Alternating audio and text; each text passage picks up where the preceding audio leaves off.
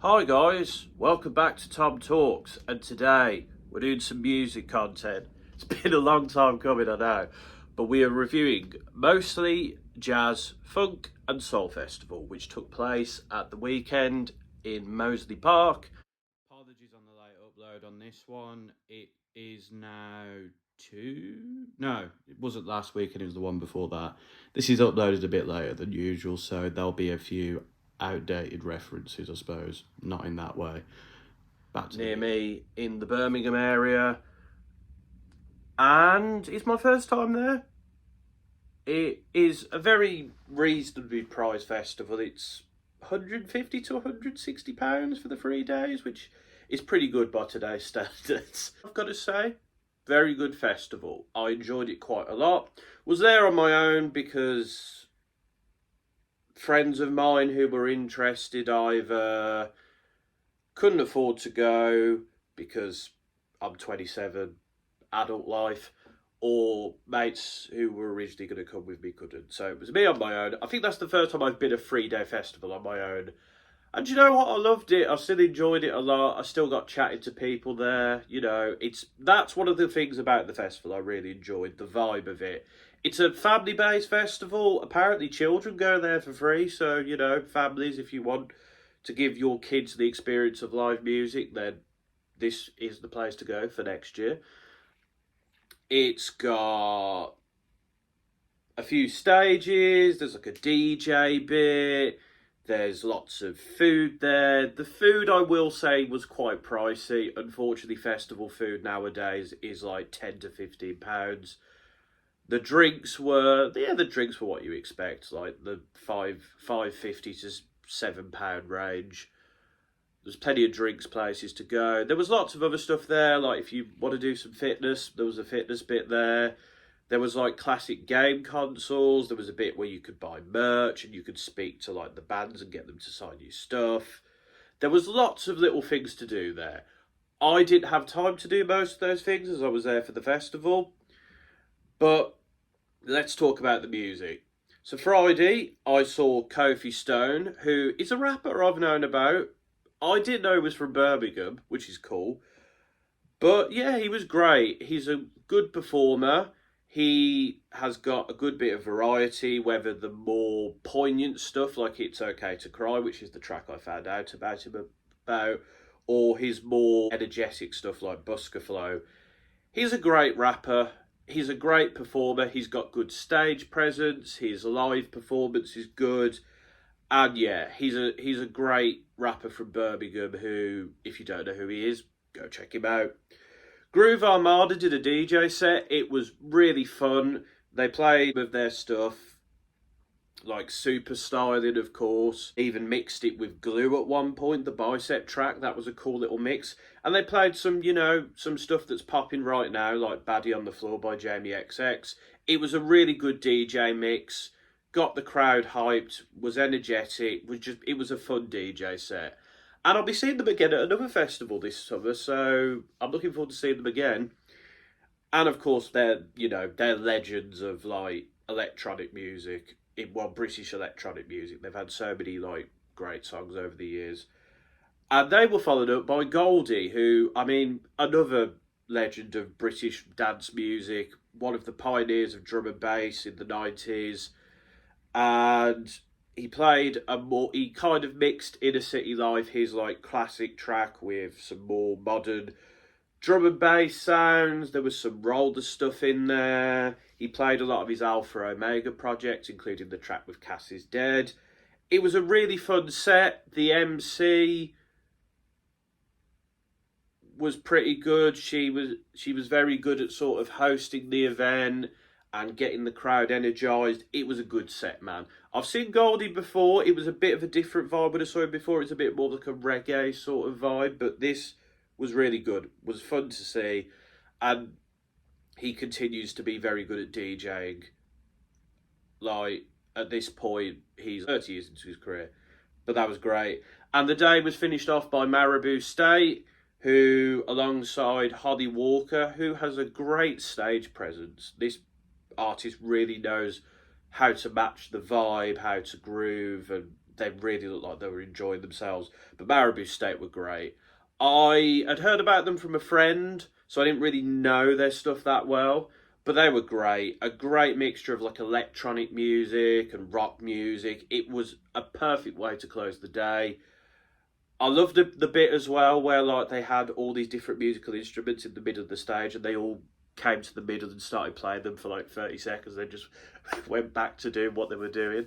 But yeah, Marabou State are great, and I need to listen to their stuff more because they're fantastic. I loved their performance. Day 2, we started off with Shayoun Kuti and Egypt 80. Seun Kuti, of course, is the son of the pioneer of Afrobeats, Fela Kuti. That the guy, he's got humour, he's got fun. You can tell he loves to be up on stage, and he's just dancing, he's vibing, he's playing that sax, and he's playing it lovely. The band behind him, Egypt 80, were great. He had some political messages as well, which, you know, they fit my kind of politics. Kind of, you've probably seen the speech on maybe Instagram of Summit that he did at a festival. He did that here as well, kind of calling out the imperialism of society. He also called out the Jeffrey, I'm not sure if I can say his last name on YouTube. You know who I'm on about. But as a performer, he's great, whether performing his dad's material or whether performing his own material.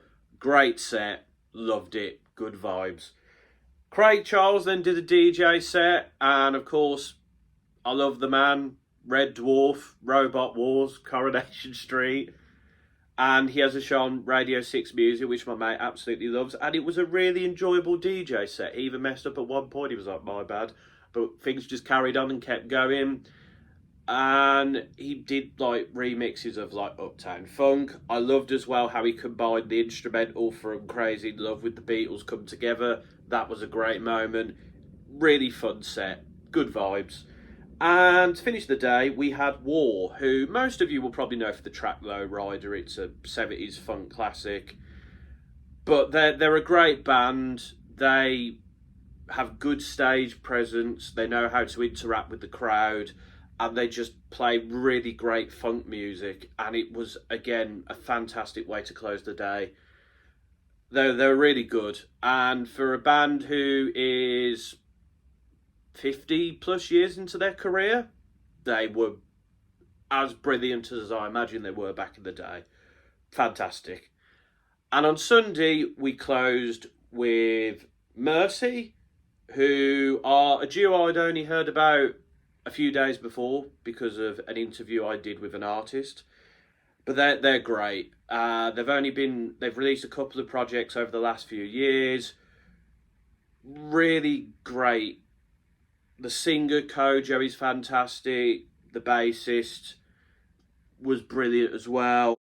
The bassist is called Barney, by the way. I missed that out. Apologies to Barney. They're great. They're a fantastic duo. They make really soulful music. You need to go listen to them. That's all. I think it's their first performance in Birmingham as well, and I've got to say, great way to start. Jayden Ngonda is a beautiful singer. This man can sing. His vocals are brilliant. His ability to play instruments, whether the keyboard or the guitar, this guy would have been a star if he came out in like the 60s and the 70s. Unfortunately, it's the 2020s and people's music tastes have changed. But this guy, what a fantastic performer. He just performs and your attention is there. He's such a good performer. Like, I looked beforehand and was like, oh, this guy's got streams. He must be known in America. But what a performer. Brilliant. Absolutely. Somewhere Soul then kind of soundtracked the Wait for Ezra Collective. It was a really great DJ set. Lots of tracks that I've Shazammed. I knew about him beforehand because he is a good person on Instagram who kind of recommends stuff music wise and like what tracks and stuff to listen to. But it was a fantastic DJ set. He's very good at DJing. He knows how to keep the vibe going, and he was perfect for that moment. I do feel a bit bad that a lot of people were trying to maintain their space for Ezra Collective, but there was people there having fun, and it was a brilliant DJ set. So shouts out to him. And to conclude the day, we had Ezra Collective. Saw their Glastonbury performance, but this was brilliant. You know, God Gave Me Feet for Dancing, Body Language, so many great Afrobeat jazz tracks, and so many great solos, whether the guitar or the saxophone or the drums. They are a fantastic group. They have presence. They know how to get the crowd going. They even had the crowd like making these little dance circles at one point, which I was loving, but also thinking, please don't ask me to go in there. I can't dance. But they were brilliant. They are one of the best live acts I've seen in a while. To be fair, Marabou State and War as well. A lot of these performances are going to be my top performances of the year, I've got to say. But what a fantastic lineup of musicians. It was absolutely brilliant. I think I'll be going next year, to be honest. But seriously, very underrated festival. Get yourself down there next year is all I can say. And there will be links to all these artists below so that you can get to know them. There will be a link to the festival. And I will probably post some clips on the social media. So if you want to follow me and see those clips, that will be down below too. But what a brilliant festival. What would be my rating for it? I'm going to say, as a festival, I'm going to give it an 8.5. Loved the music, loved the vibe. The food was a bit expensive. And I think getting there is a bit difficult. For me personally, because I have to basically get taxis every day. And the taxis did come to a bit.